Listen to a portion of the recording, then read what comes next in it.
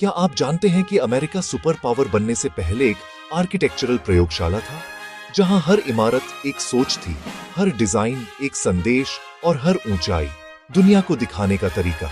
आज इस वीडियो में आप जानेंगे अमेरिका की वास्तुकला का वो इतिहास जो किताबों में कम और इमारतों में ज्यादा छुपा है। वीडियो अंत तक देखिए, क्योंकि आखिर में एक ऐसा सच आएगा जो आपकी सोच बदल देगा। पार्ट 1।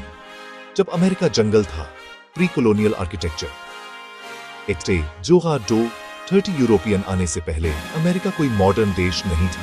यहाँ रहते थे नेटिव अमेरिकन ट्राइब्स। उनकी वास्तुकला थी टीपी, घूमंतू, जीवन के लिए विगवाम, लकड़ी और घास से बने पुएब्लो हाउसेस, मिट्टी के बहुमंजिला घर।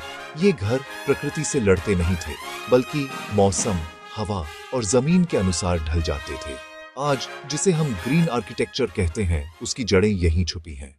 पार्ट 2। यूरोप ने अमेरिका को बनाया कॉलोनियल आर्किटेक्चर। 2 के बाद अमेरिका में एंट्री हुई यूरोप की। ब्रिटेन, स्पेन, फ्रांस और डच सब अपने साथ अपनी वास्तुकला लाए। ब्रिटिश कॉलोनियल सादगी और सिमेट्री, स्पेनिश कॉलोनियल मोटी दीवारें, आंगन, डच कॉलोनियल मुड़ी हुई छतें। अमेरिका ने यहाँ एक बात सीखी, खुद इन्वेंट नहीं करना, पहले कॉपी करना और फिर परफेक्ट बनाना। यही सोच आगे चलकर अमेरिका की सबसे बड़ी ताकत बनी। पार्ट 3। आजादी और सत्ता की इमारतें। 1700-1800। 1736 अमेरिका आजाद हुआ। अब इमारतें सिर्फ रहने के लिए नहीं, संदेश देने के लिए बनने लगी। Greek architecture, Roman columns, perfect balance, white house capital building.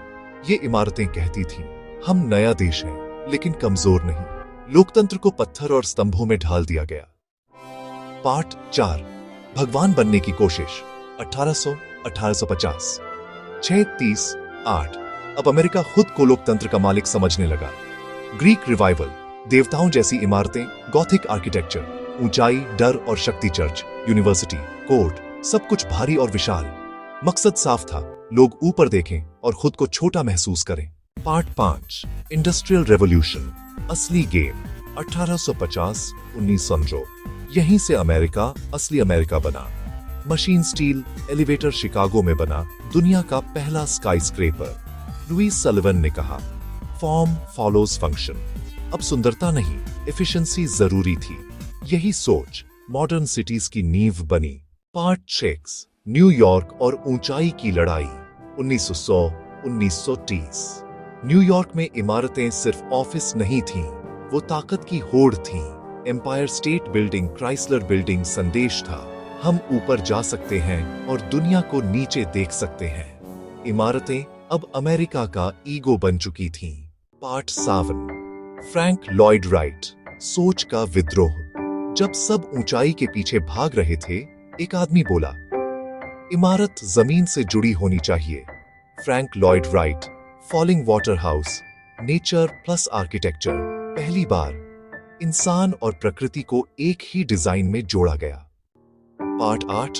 Modern and post modern America. 1330-14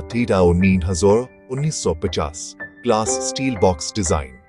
1960 के बाद रंग, अजीब आकार, पुराना प्लस नया। अमेरिका ने माना, हर चीज मशीन जैसी नहीं हो सकती। पार्ट 9। आज का अमेरिका, ग्रीन एंड स्मार्ट। आज की अमेरिकी वास्तुकला, environment friendly, solar buildings, smart cities. अब सवाल सिर्फ सुंदरता का नहीं, सर्वाइवल का है। अमेरिका की वास्तुकला हमें सिखाती है, यह देश ओरिजिनल नहीं था, यह देश परफेक्ट नहीं था, लेकिन यह देश सीखने में सबसे तेज था। और शायद इसी वजह से आज इसकी इमारतें पूरी दुनिया पर छाई हुई हैं।